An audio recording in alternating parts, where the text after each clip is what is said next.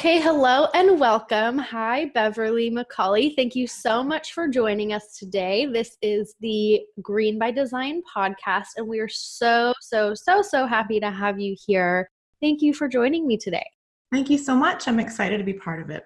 Well, you work for a company called Moore and Giles. And before we get into what you do there, I'm going to give the readers a little bit of insight into your background so they can get to know you a little bit better. So for those of you listening, Beverly is a graduate of Kansas State University with a Bachelor's of Science degree in interior design, so she's one of us. She has served the architectural and design community as an educational resource and representative for various products for 28 years.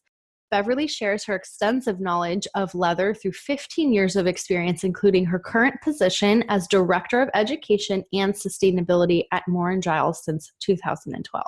Beverly is passionate about innovative sustainability and the environment. She is a member of the LP50 and presents regularly as an ambassador presenter for the International Living Futures Institute.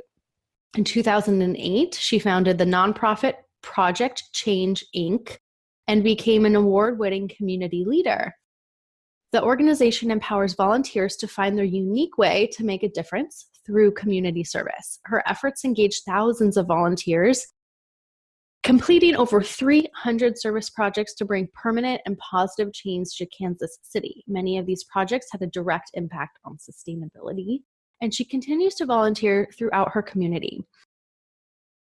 She is a K-State Extension Master Naturalist and leads the nature-based retreats in her spare time. I'm assuming K-State means Kansas State. Okay. Yeah. So, wow, that is such an interesting background. I am always interested to hear about a fellow interior designer who came to sustainability, like starting in interior design and your education was in interior design and went into sustainability, because I came from the opposite, which is probably a little bit more backwards, but I came from environmental and sustainability education and then went into the business of interior design and green design. So I always love to know like the opposite transition. So what was your like sustainability journey like once you were already in this business? Boy, and I'll try to make this a short answer because there's so many different pieces to it. And really what I find is that life just is a puzzle, and you have these different pieces that fall into place. And here we are in this moment now. So for me, all my life, I've had a love of nature. I believe natural products are a key aspect to great interior design. And I love creating things and starting something, beautiful and new and healing if possible. So that kind of led me into interior design. And I started seeing through representing various products and the focus on sustainability over the years, or depending on the product, the non-focus on sustainability really kind of bothered me, right? If it was a product that was taking away or harming the environment, I seemed to be aware of it before it became a big issue or a big buzzword, we'll say, in the industry. Fast forward to my time with Moore and Giles, I kind of always viewed that part of me as a separate part, the part that loved nature and environment, was passionate about climate change and kind of an activist in that way, until I came across, and something I'm sure we'll discuss, a product that we have that is super sustainable, which led me then to the Living Futures Institute, which you mentioned in the bio. At that point, all of the pieces of the puzzle click into place. So now there's crossover with that passion for the environment and interior design and being a representative. Mm-hmm. Right. So this role you have at Moore and Giles is like perfectly suited to you, where you get to be the ambassador of all things green within a specific product line, an important product line at a company trying to do good, it sounds like, which you'll tell us about. So I do actually have a sustainability statement from Moore and Giles, but I think it'll be more impactful if you just tell us a little bit about that. And perhaps before that, you could just tell us a little bit more about the kind of products that you guys make and a little bit about the company. It's been around a long time, and maybe teeny bit about the evolution of that? Sure, would love to. Moore and Giles was founded in 1933 during the Great Depression, actually. So the whole company rests on this amazing story of survival, right? Wow, yeah. Rising up out of a kind of a horrible experience.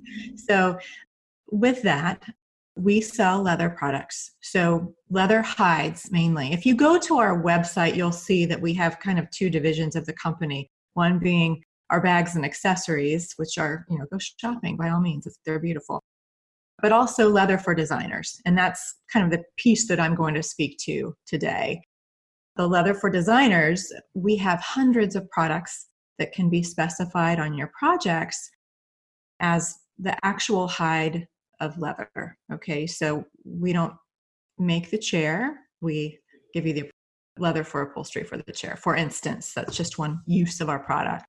We are a company based out of Virginia, a little town in Virginia. Family really defines the company, not from a standpoint of we're family owned, but from a standpoint of we view our partners, our tanneries overseas, our employees, and our clients as part of our family. So it's a really wonderful down-to-earth organization, highly, highly interested in doing the right thing on all levels. So keep that in mind, Yes. Just whether you're purchasing a hide of leather or a handbag, it is something company-wide that we are driven by. That's beautiful. Thanks. And that is something I relate to. That is what I am personally trying to do. Actually, a lot of that I related to, because not that I can compare this last recession to the Great Depression, but I graduated from my undergrad in the Great Recession trying to do environmental work. And then now I'm trying to have a for-purpose, people, profit, planet business. Mm-hmm. So a lot of it is really aligned, which is why when I saw a representative of Moore and Giles at, I think it was the West Edge Design Fair in Santa Monica here, a representative was on a sustainability panel. And I was like, I got to talk to them. I got to know more about this, because I do not know as much as I feel like I should in terms of leather products, sustainability, tanneries, all that kind of stuff. I know tidbits, but I think you're going to be really helpful in pulling it all together for me today and other interior designers. So yeah, let's dig into it. I got really excited when I discovered Moore and Giles because I love leather. I love it. For me, there's not been a vegan replacement made from petroleum-based products, plastic-based products that comes near.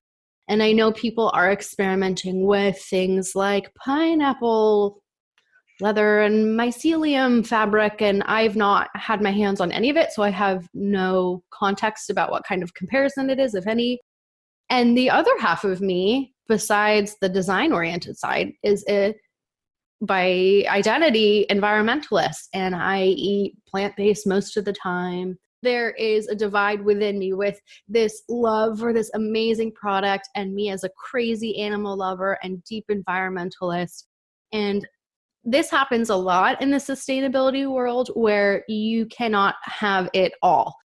Because everything is so interconnected and woven together on our lovely planet, you can kind of only just pick and choose your own way forward, and everyone has to make the decision about the healthy, sustainable steps they're going to make that's right for them. So I am interested to see what we can do within the world of animal leather to make things better and reach for better. Okay. Well, first of all, we have a lot in common. So just hearing all of those things yourself you mentioned. I would say the number one thing that I'm hoping listeners will understand after this conversation today is that there's a lot of misinformation out there. Leather has a bad rap, which it, no pun intended, which it really shouldn't. It is a byproduct. I've realized this year, or within the last few months, that I've said that for years and people still don't quite understand it. So I'm going to break that down for you a little bit. Yes, do it. Yeah. So leather, the leather industry has nothing to do with the meat industry. No cow is ever going to be killed for its hide. Cows are raised, rendered, and owned by farmers to be sold for meat, right? Mm-hmm. So the fact is, I mean, you may be eating more plant-based, as are a lot of people, but the demand for meat is just rising and rising. So maybe it's, other countries. I don't know. I know. Yes. So, Yes. yeah. So there are many, many cows out there that are being raised and rendered for their meat. So what happens to those hides is they become a waste product that would go into the landfill and start decomposing and really be an environmental hazard. The leather industry takes those hides, diverts them from the landfill, and creates something lasting, durable, that will be timeless and last for many, many years. So on many aspects, it's a sustainable choice. One, we're diverting waste. So you look at any other industry and you say, we're diverting waste from the landfill, and that's a positive, right? That's a sustainable win. The next piece is the tanning of the leather. Tanneries, most of the tanneries in the US, there are not many of them left, I think. We get most of our leather from tanneries in Europe, and the European tanneries, as well as many worldwide tanneries, are really, quite frankly, a lot further with their environmental standards than we are, especially as of late, and I won't go there. Yeah, we've talked about all that here before, and Okay. in some differences between countries and kind of how confusing that is. We've mentioned that the European Union has different standards chemically in what is allowed in products and not, and that's been a reoccurring theme. And I think I've mentioned our current administration. I don't really remember at this point, but don't worry about going there. Yeah, we It won't is go. what it is. But it's important to note that in It is. Europe, yeah, the tanneries are super strict. They are required to meet or exceed all of the REACH. If you're not familiar with REACH, look REACH. I won't spell it all out because we'll be here forever. But at any rate, it's regarding the chemicals that are used. So every tannery is required to meet or exceed those requirements and regulations. They're also required to follow very stringent rules and regulations on, water and environment. And kind of the bonus is all of our tanneries are more than willing to do that, and many of them push the envelope to even do better than what is required of them. So we're talking about the chemistry behind tanning is not a bad thing. It's a really always improving chemistry to the point where there's a new way to tan leather that many people aren't aware of. And that may be something that was touched on in the meeting where you first learned about Moore and Giles, olive tanning. So olive leaf tanning is a new method, and we can go into that further in a moment, but it's using the byproduct of olive trees, so the fallen leaves that fall and would otherwise be burned into the atmosphere, again, not great, right? Being used to create a syrup or a tea to tan the leather. So now you've got a byproduct tanning a byproduct in a totally organic and water-based way. It's amazing. Easy to upholster. There are a lot of different ways to do it. And the other plus of that process is that the tanneries don't have to invest in new equipment. So, Wow. Okay. right. That's great. Okay. So I'm going to recap a couple important points that you made here. One is just going back to the way beginning basics of landfills, which you mentioned. Okay. So the hides themselves. So we're trying to use every piece of the animal, and this is actually a great example of that. So the meat industry does their thing, and then the hides are left over, and then those are sold into the leather industry instead of going into the landfill. Just specifically to be specific about the problem with landfill, I think everyone, at least in California, because we had a great recycling campaign in the 90s, understands that we don't want things in the landfill. But just to be clear, what happens in landfills is that things are breaking down. Some things break down easily, some things do not and take a really long time. But as things break down, there's a chemical process that releases various kinds of chemicals. And you can't trap them underneath the ground or there would be an explosion, because one of those processes as things are off-gassing is methane. So you have to release the methane from those landfills into the atmosphere. There are some landfills that can divert that and make it into usable energy, but a lot of them literally will have like a big pilot light and burn off that gas into the atmosphere, helping to cause climate change. So just to be really like nitty gritty, that's my environmental science background coming into about why we don't want other things in the landfill. And the same thing, it sounds like, with the olive leaves themselves. That's curious. You said they were going to be burned. So they're going to be put in an incinerator? So typically before this process, the leaves would be burned to get rid of them. So people would, I think it was possibly not as an incinerator. It could have just been piles of leaves. Pile. And this is on an olive tree farm? Correct. So in the olive industry, yes. Okay. And just to differentiate, this olive, first of all, it's great that it's a byproduct, meaning no new products or chemicals are needed to be created and use energy and water and resources to make a new solution to tan. That's the first great thing. The second great thing is we're diverting particles from the atmosphere from being burned. The third great thing is the actual chemical components of the olive leaves versus synthetic dyes. And that, I think, is where I'd love for you to just share a little bit about like what I typically call like conventional alternative is, the non-sustainable alternative.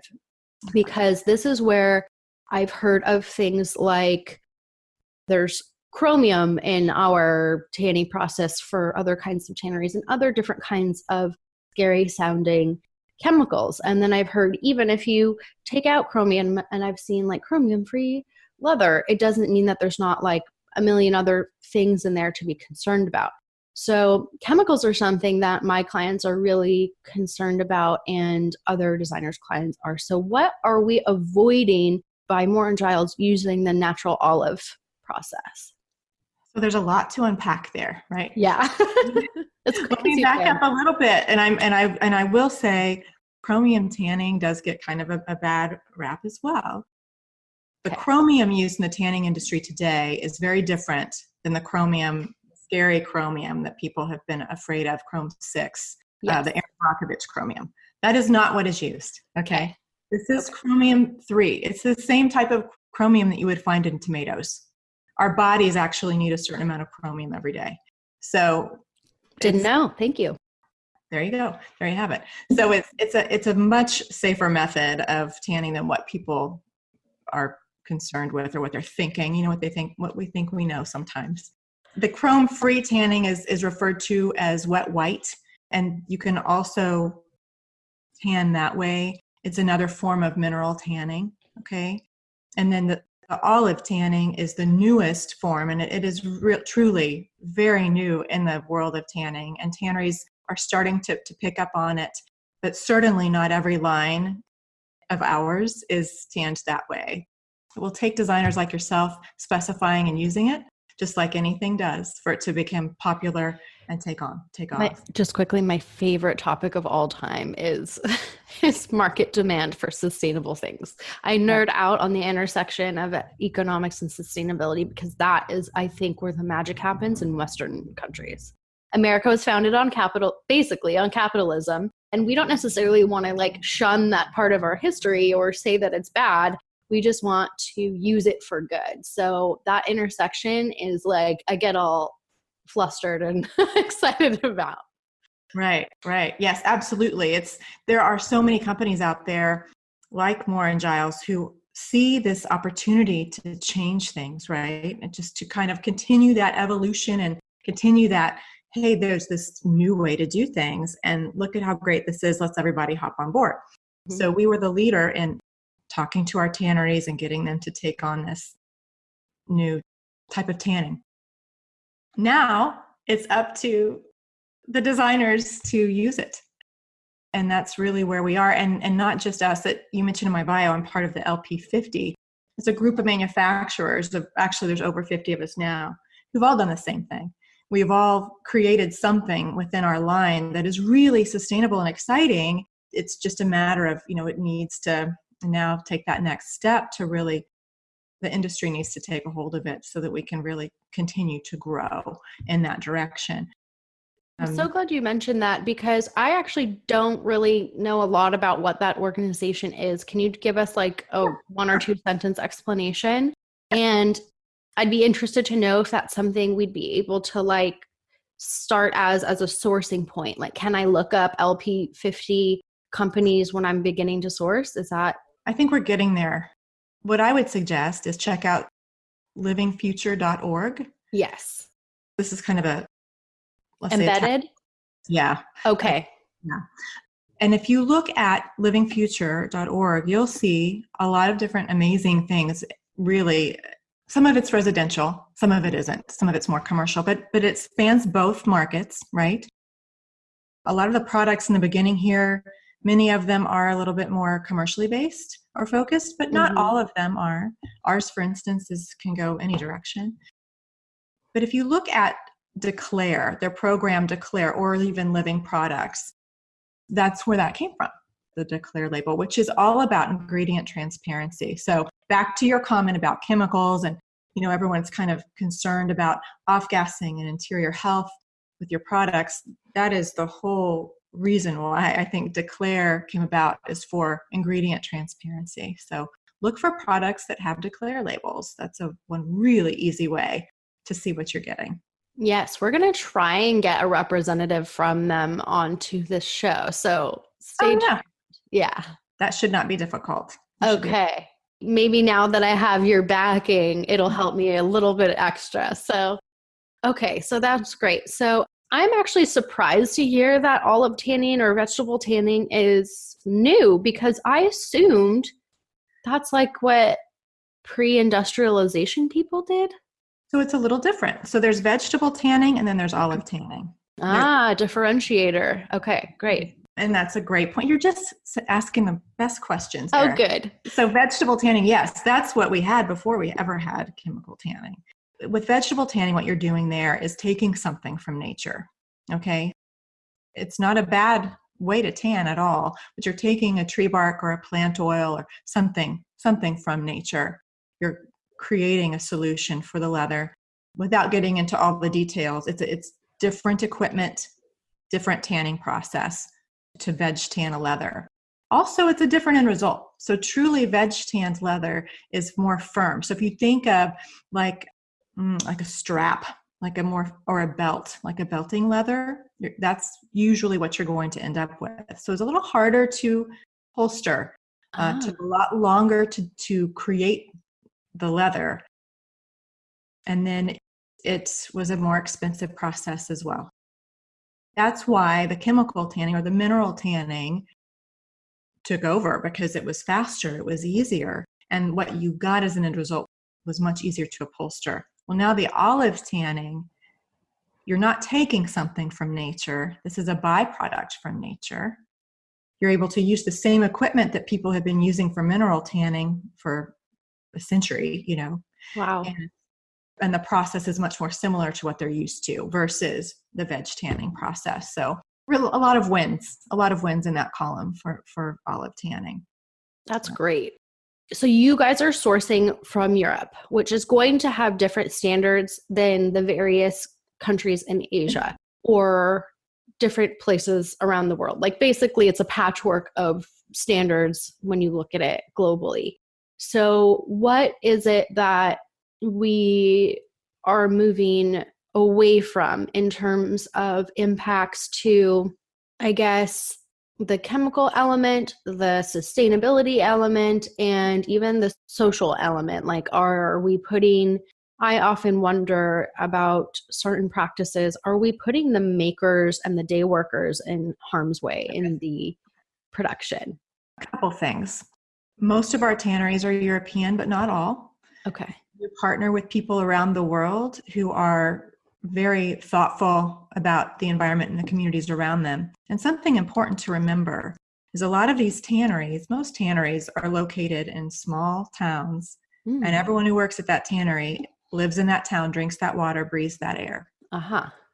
So they are all very conscious of what they're putting out there or not intentionally not putting out there when it comes to any type of chemical. Unlike in some ways what we do here in the United States. Yeah, maybe that's why all our perceptions are like, what's happening?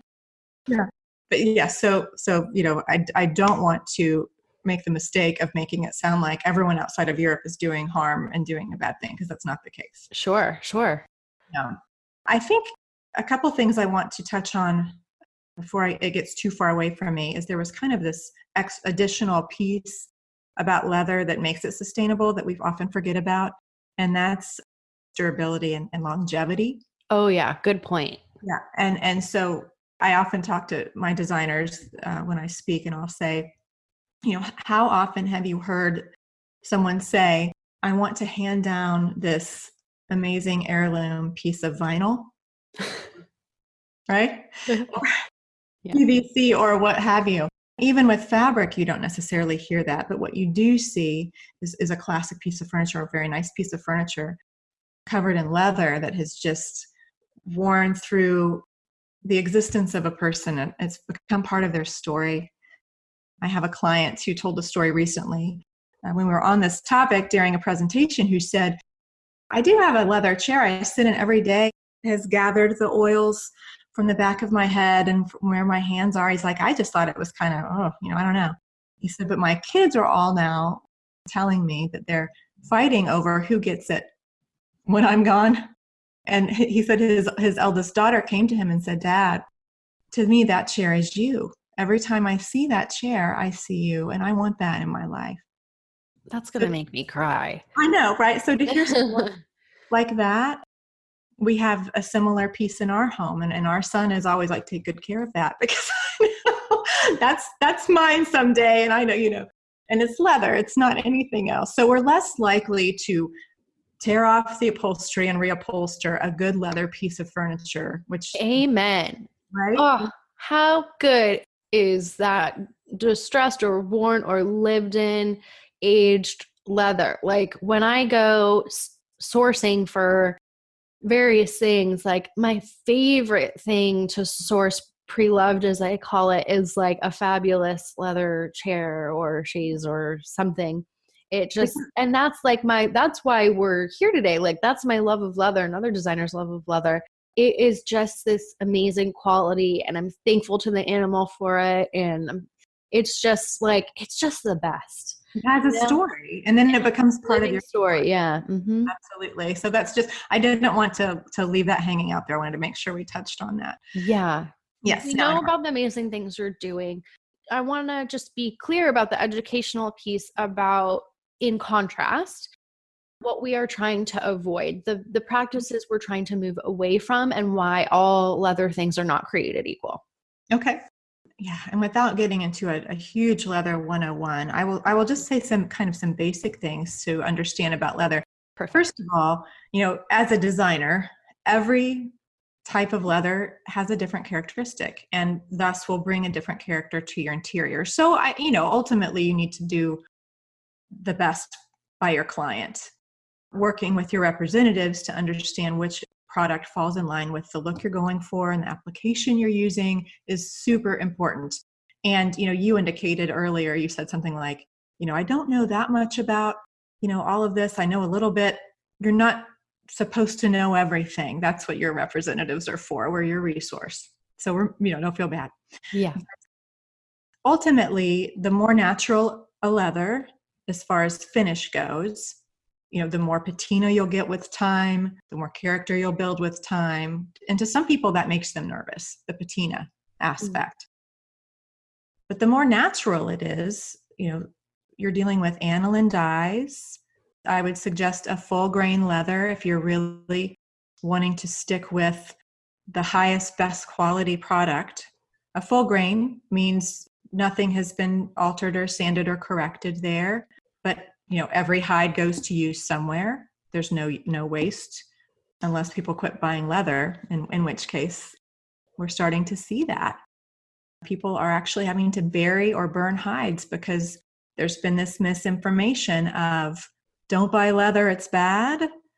People keep eating meat. So that is my biggest problem. I feel like we have to approach it from the other way around.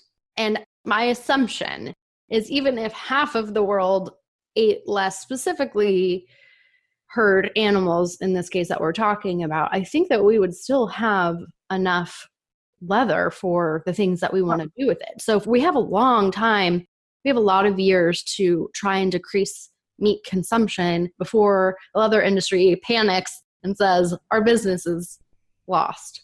Yeah. Well, I think, leather is used for a lot of different things too. Right. Other what we use it for. But it's what I tell people is this: if you are concerned, if you're an environmentalist like you and I, if you're an animal rights activist, whatever you are, don't eat the meat. That's fine. But buy the leather, because eventually, let's say everyone gets on board, which, let's be honest, that's a far reach.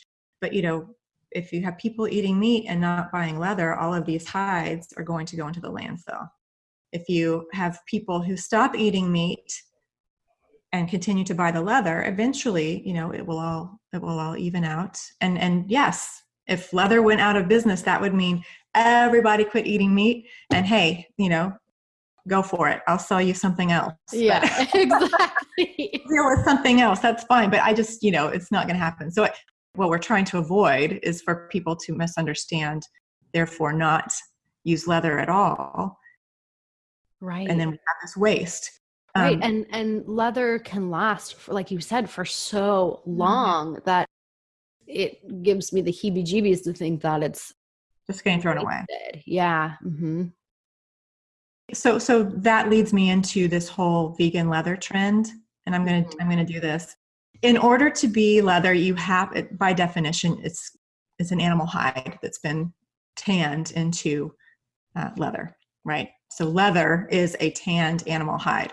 So there's no such thing as vegan leather. What that means is a man-made alternative. Typically, that is what that will be.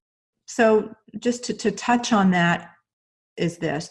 Anytime you choose something other than leather, you are choosing to invest in a process that will be created, and typically it's going to contribute to climate change in some way. With industry, you're dealing with chemicals and that sort of thing to create a product.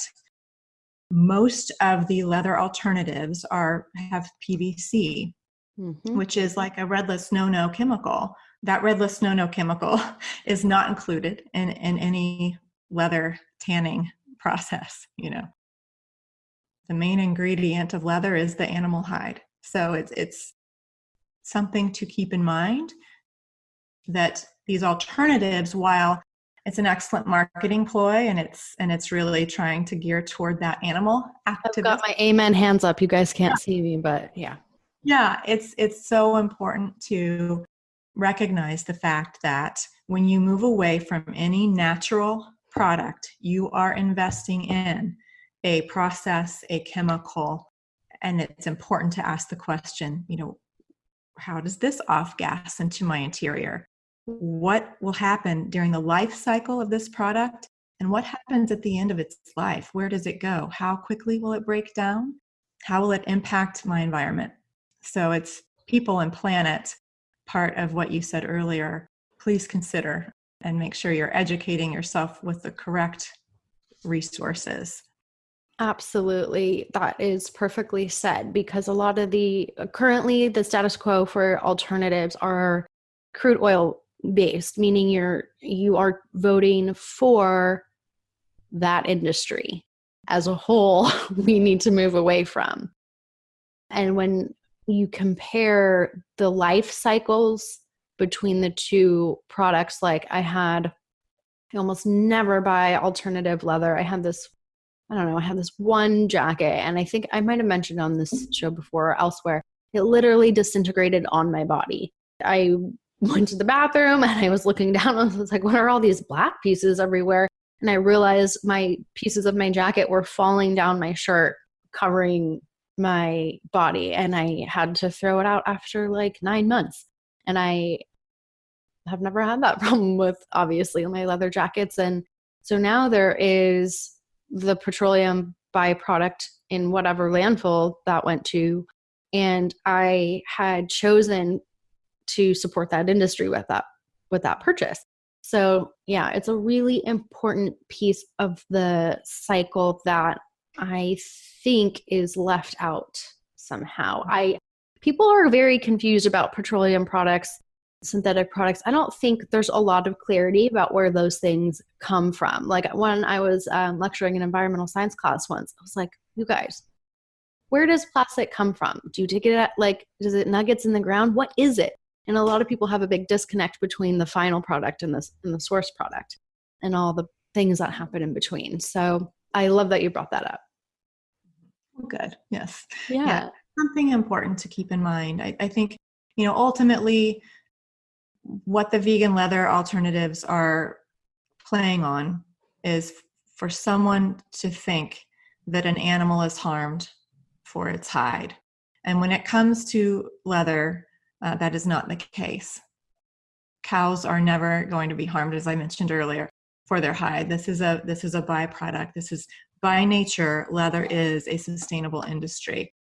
The olive tanning piece is just an evolution in the chemistry that's leading us further toward an even better way to tan leather. But the current methods that are popular are okay. I think back to your question about, what should we look for in leather itself, your best bet is always a full grain leather that's been aniline dyed. Those are transparent dyes that are more of a stain than a pigment. Okay. Yeah. And so if you have a pure aniline finish, then it's just the pure dyes, basically. And then if you could take it a step further, if you're really, really interested, then I would say look for leather that has a red list free declare label, which is our 4 olive tan products do have all of that. And that just means that they're less than 100 parts per million of any red list chemical. And those are our chemicals deemed kind of worst in class, PVC being one of them. Mm-hmm. It doesn't have those. I think we're moving toward an era of more and more emissions tests and air quality tests with products in general to see how they impact our interiors. Yeah. That's amazing. Yeah. Well, we only have a little bit of time left. So to end on a positive note, I would want to know, are you seeing any positive changes in the interior design industry from your perspective and perhaps the leather perspective?